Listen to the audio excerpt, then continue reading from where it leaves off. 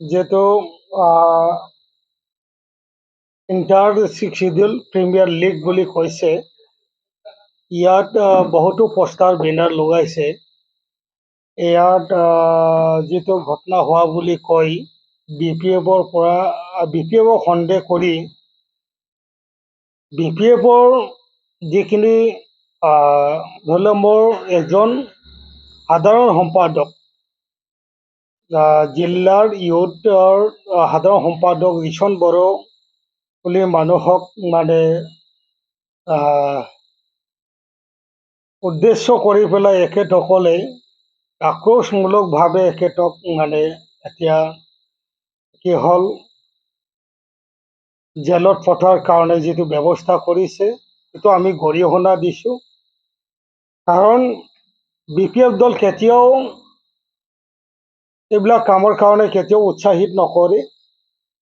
কাৰণ আজি সেই চৰকাৰে নিজৰ বিফলতা, নিজৰ দলৰ যিটো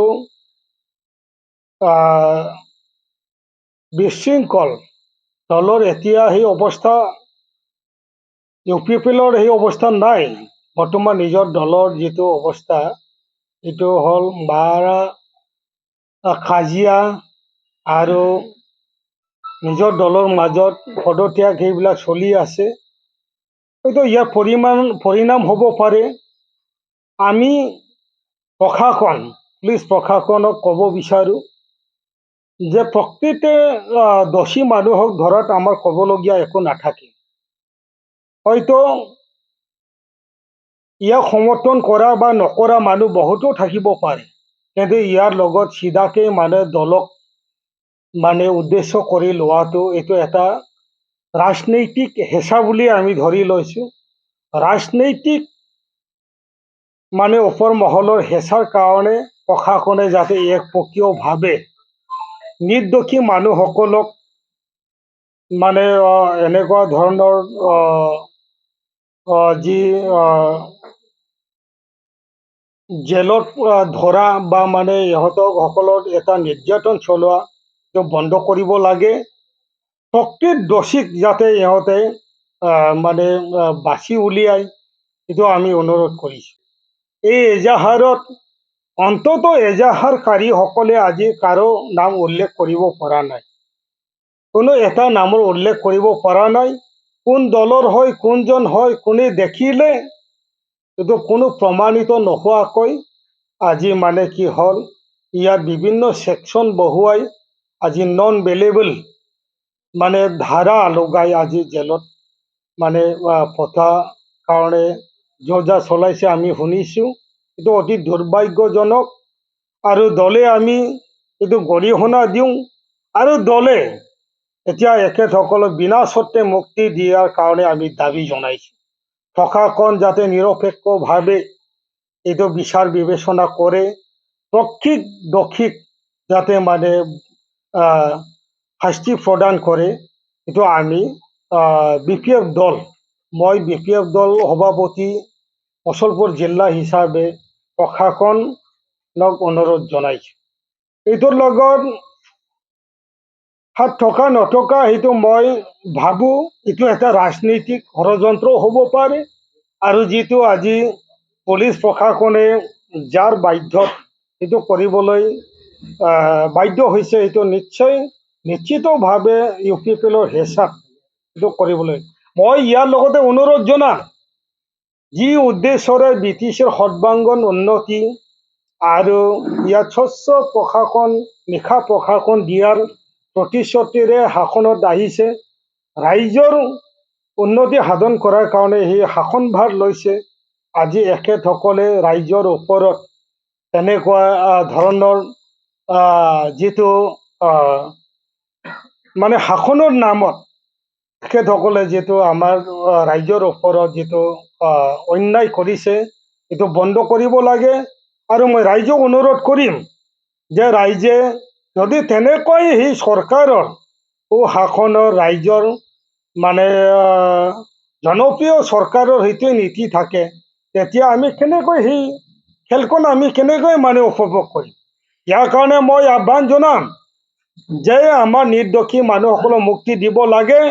আৰু ইয়াৰ কাৰণে সমগ্ৰ ৰাইজে ইয়াৰ পৰা এই খেলৰ পৰা আমি কি হ'ল দূৰত্ব থাকিব লাগে বুলি মই BPF দলৰ পৰা মই আহ্বান কৰিছোঁ।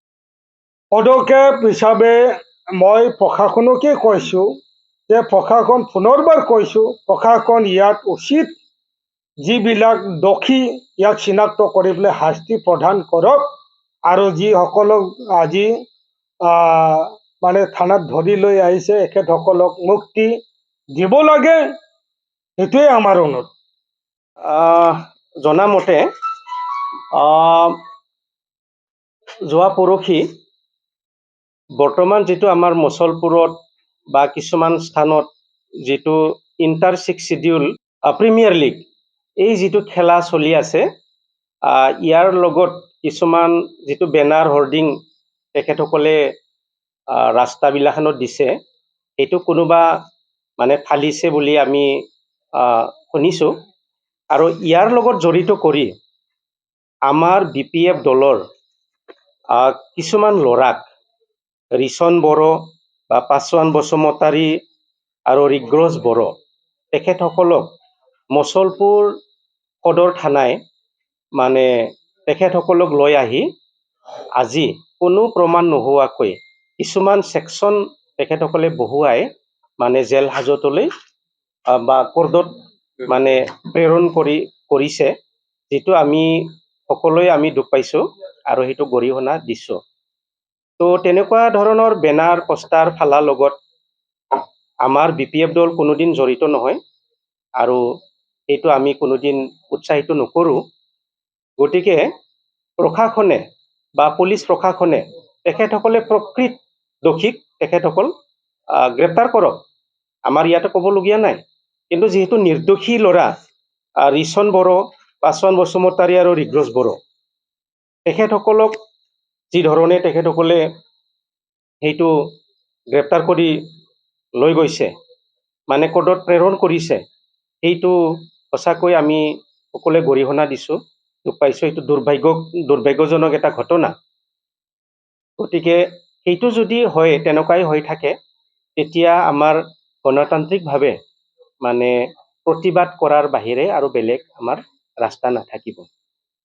আৰু আমি ভাবোঁ যে তেখেতসকল যিসকলে খেলাটো চলাইছে আমাৰ BTC চৰকাৰৰ নেতৃত্বত, তেখেতসকলে যিহেতু নিৰ্দোষী মানুহক এই খেলৰ লগত জড়িত কৰি আমাৰ মানুহক BPFৰ ল'ৰাসকলক যিটো ধৰি নিলে, ইয়াৰ কাৰণে আমি এইটো প্ৰতিবাদ জনাই আমি এই খেলখন মানে নচোৱাবলৈ আমি চাব নালাগে বুলি আমি অনুৰোধ জনাইছোঁ। তো এইখিনিয়ে। তো প্ৰশাসনে যাতে সেইটো ভৱিষ্যতে তেনেকুৱা নকৰে, নিৰ্দোষী ল'ৰাসকলক যাতে আমাৰ নধৰে, হয় নিশ্চয় হয় এইটো চৰকাৰী পক্ষৰ এইটো নিশ্চয় হেঁচা আছে এটা, যিসকলৰ বেনাৰ পোষ্টাৰ এতিয়া মানে ফালা বুলি কৈছে তেখেতসকলে নিশ্চয় এইটো প্ৰেছাৰ দিছে আমি জানাত বা আমি তেনেকুৱা এটা অনুভৱ কৰোঁ। কাৰণ আমি ভাবিছিলোঁ যে তেখেতসকলে সোধ-পোছ কৰি যিটো কোনো প্ৰমাণেই নাই, নহয়ও এৰা দিব বুলি ভাবিছিলোঁ, কিন্তু এৰা নিদিয়াৰ কাৰণটো সেইটো হ'ব পাৰে, প্ৰেছাৰ পাব পাৰে তেখেতসকলে। এইটো নিজৰ নিজৰ মাজতে হৈ আছে। মাজতে মুছলপুৰৰ প্ৰায় 13টা মানে প্ৰাইমাৰী যিটো UPPLৰ তেখেতসকলে নিজৰ EMৰ ওপৰতে অনাস্থা প্ৰকাশ কৰিছিল। গতিকে তেনেকুৱা ধৰণৰ কিবা এটা ইয়াতে জড়িত হৈ থাকিব পাৰে, এইটো এটা এংগল হ'ব পাৰে। মুক্তি নিদিলেতো আমাৰ আল্টিমেটলি ডেম'ক্ৰেটিক এটা প্ৰটেষ্ট সকলোৱে মানে ওলাই অহাৰ কথা কৈছে, তেনেকুৱা ধৰণৰ কথা।